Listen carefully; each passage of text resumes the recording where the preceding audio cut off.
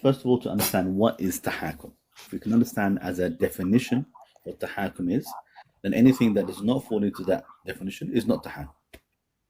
So tahakum is when two or more parties take a dispute between them to an independent third-party judge to resolve their dispute by a verdict.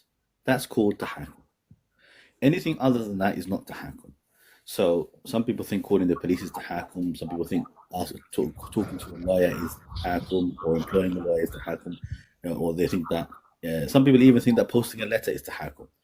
It's not. These are different things. So if there is no court and there are no two parties and no dispute and no verdict resolving that dispute, then there's no tahakum.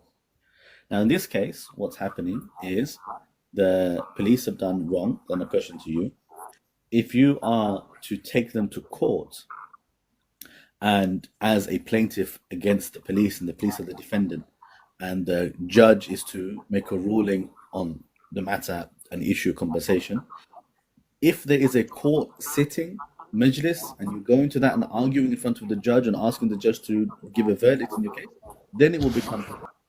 Now you need to know what your lawyer is going to do, because your lawyer acts on your behalf. So you can't just say, I don't know what the lawyer does.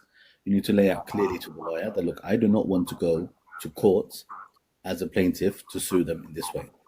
However, if all they do is to write a letter to the police to say to them, you know you've done something wrong, we demand you pay us compensation, otherwise you're going to face the consequences.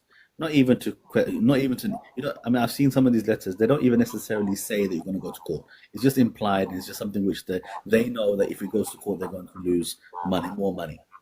So in this situation, if you were to write a letter, or the lawyer was to write a letter to the police, and the police were, in order to avoid higher costs, they agreed to settle out of court, then you can accept that money, and this is not tahakum.